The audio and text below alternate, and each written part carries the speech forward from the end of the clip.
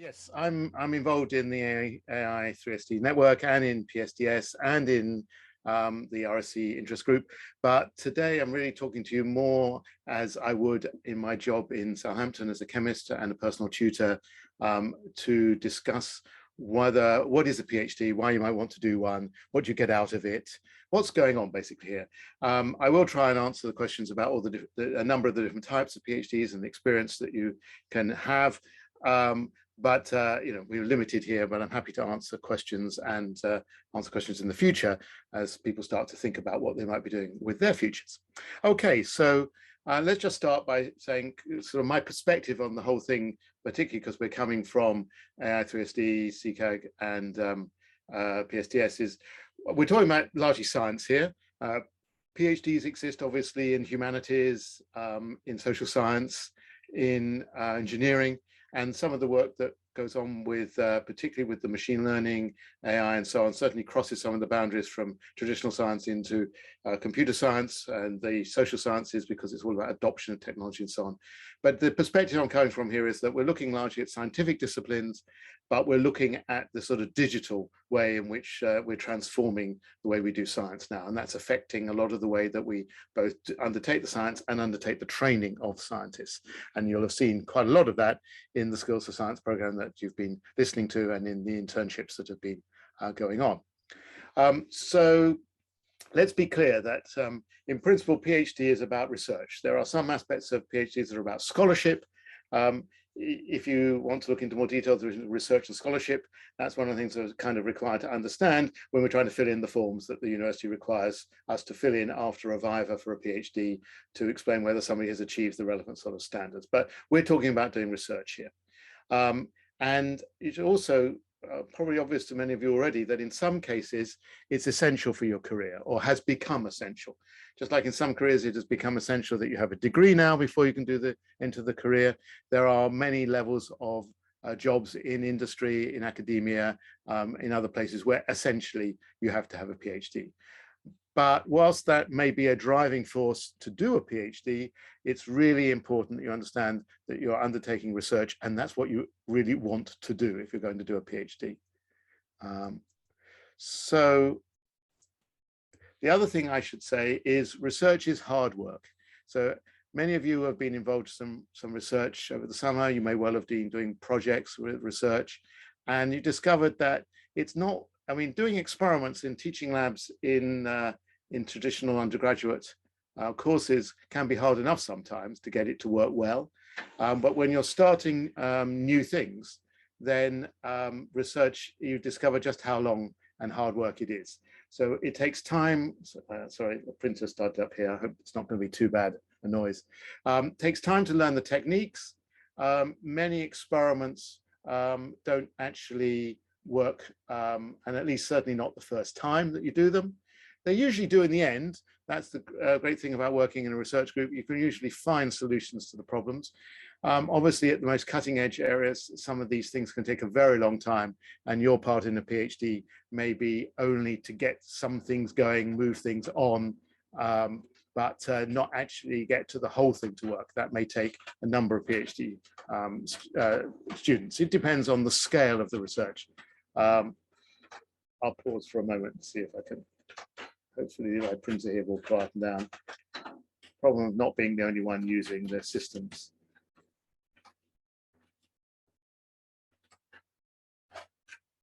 Okay, one moment. So, and just to alert you to the fact that because of these problems of it being quite hard to get experiments to work, they can be a time when one gets a little disillusioned with your PhDs, and most of us have been there. And during the middle of the PhD, we've been struggling to get something difficult to work. It's not working. We're not quite sure where to go. That is the low point. But then the high point comes when you actually manage to get it to work and get the results out. And remember, negative results are sometimes just as important, if not more important, than some of the positive results that come out.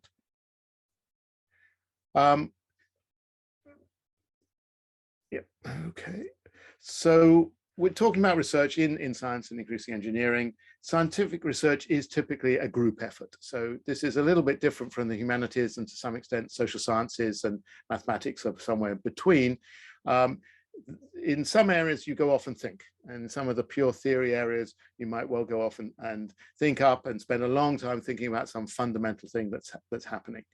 But typically in most of the research that we're concerned with here, it involves a group of people, and particularly in the areas that the network's concerned with, where you're bringing in forefront computer science and forefront scientific research, may even be typically across several groups.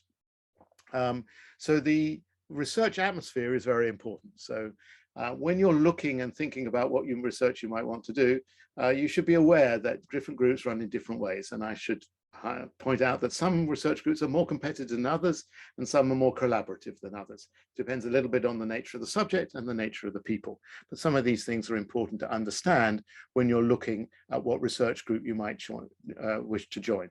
So it's really highlight here that in most of these areas, you're joining a group, not just joining in to do research yourself. That is different in different areas of university life. So PhD work is, though, generally exciting. Well, at least you better be excited by it, because it is, as I said, hard work. And we've hoped that during the internship and some of the summer school activities some of you may be involved with, you have seen how exciting research can be.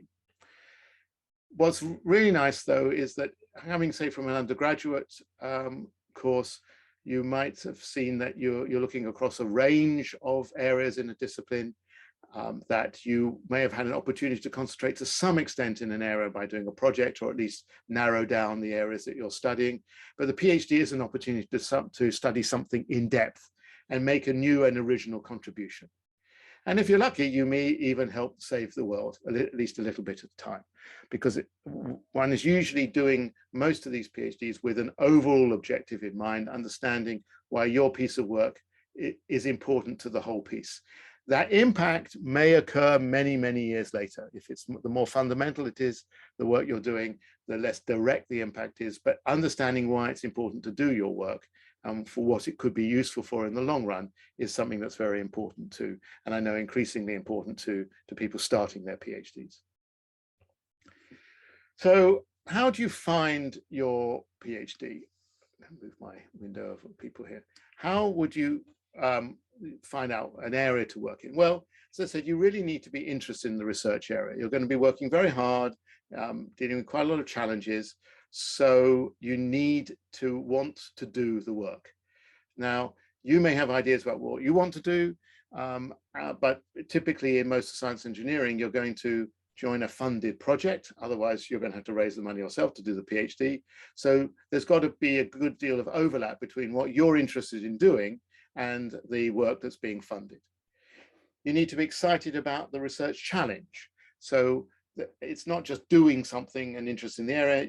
There's a research challenge here. You're going to work hard to investigate something and develop new ways of finding out some answers, solving the problems. You do need to choose the right supervisor.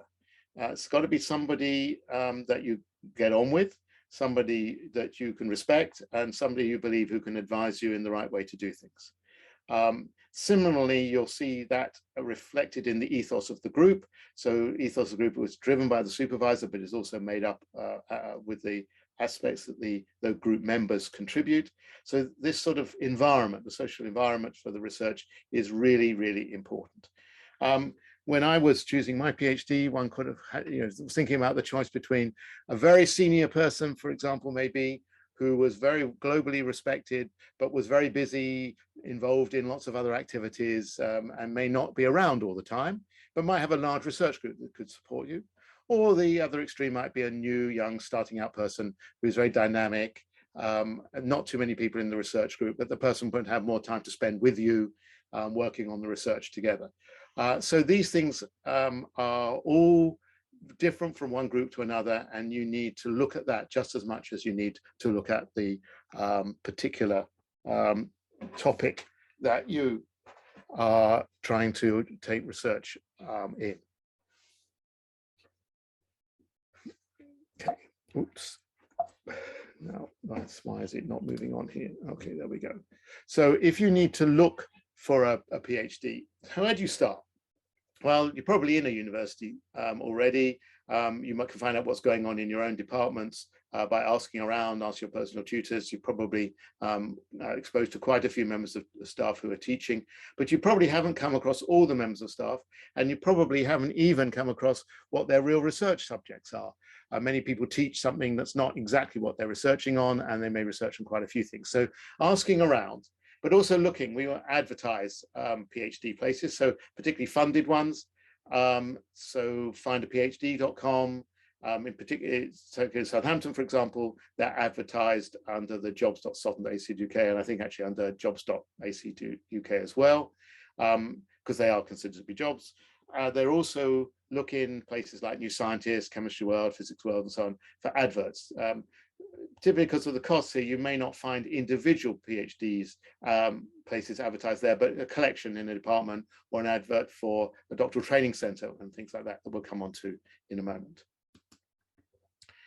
Now, some PhDs are going to be very much located in one particular area. So there'll be a very narrow sort of area to work on, a very specific topic. Might well have some industrial input to solve a very specific applied task.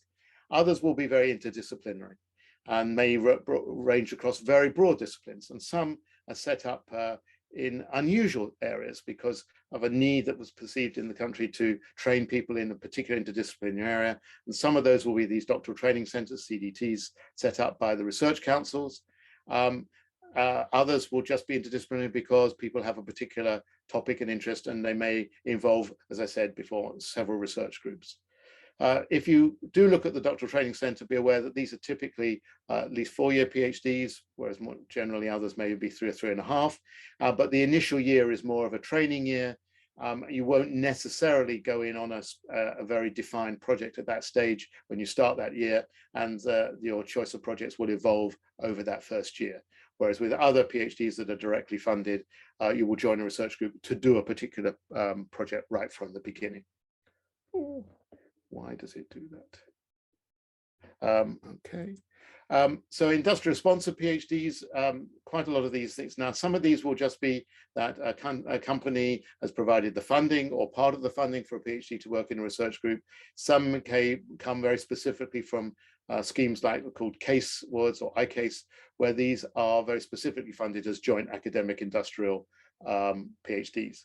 They are typically more focused on a specific area or an outcome, but you will have an opportunity frequently to work at the company. And that will give you experience of industrial as well as the university research environment. And it may well help with you getting an industrial job with that particular industry or related ones. And I have to say, sometimes these do have a higher stipend or grant associated with them, but not always. Okay, so at the moment, I've sort of implied looking for a PhD in the UK, but you could apply for a PhD place elsewhere. Many, many countries have PhD programs. It is a little bit more complicated to apply for a PhD abroad. You do make applications to individual universities. There's not a UCAS equivalent for PhDs. So you're applying individually to universities wherever you are applying, even in the UK. So you have to look for the particular forms that they're needed, but making sure you have the right qualifications and your UK qualifications are recognized and understood is not always easy. For American universities, they will ask all sorts of things about grade point average and so on. So you may need to get a bit of help with that. Now, travel broadens the mind is the famous quote, but perhaps this is something to be done as a postdoc, not necessarily as a graduate student, because our PhD programs sit on top of our undergraduate programs in the terms of the expectation of what you might know when you're starting, and that will be different in different countries. But certainly it's worth looking abroad, and there are several programs. It has got a little bit more complicated from this year. It used to be relatively easy to go and get a postgraduate place in Europe. That's now more difficult. Visa, etc. The complications come in for the US and so on, but it's all doable. So it is certainly worth considering this. So as I've said, to actually apply, each university you apply individually. make sure to fill in all the forms. They're usually online, and it's not just enough to send a CV. You have to copy bits into the right places on the form, because all these things get processed. And if you want to make sure the right people get to see your forms, make sure you've filled in all the details. And do make sure you're properly prepared for the interview, to know something about what you want to do. And if it's applying for a particular project, something about that project, that you've read the information, or at least contacted people in advance to get information. It's quite important. So what qualifications do you need? Well, typically you need a first or an upper second undergraduate degree in a relevant area. That's mainly to get the Research Council sort of level of funding. In some cases, if you've had a 2-2 or third, you might be able to do a master's, and if you get a good master's degree, that would enable you to access the PhD funding. But this is not always true for some of the CDTs that always look back to your first degree. So again, check this very carefully to make sure you have or are likely to get the relevant qualification. Enthusiasm for the research is very important, because we do know this is all hard work. Relevant experience is important. So it is possible to apply for a PhD following some industrial experience, and that experience is relevant, and the sort of review of that and the referee's report on that could again outweigh a particular degree result that you might have had many years before. So it's entirely possible to come back and do a PhD later. And indeed, it is possible to do a PhD part-time, but that's hard work. It's a bit easier if the day job is very relevant to the PhD research. So, you know, maybe you're working for a pharma company, decide you need a PhD, and you can align research topics. That could be one way of doing it. But juggling two things, a day job and a lot of hard work for your research, isn't the easiest thing to do in the world. But PhDs are different. Different areas of research need different approaches. I've already said between the humanities and sort of engineering. Experimental, theoretical, computational, different ways things are done.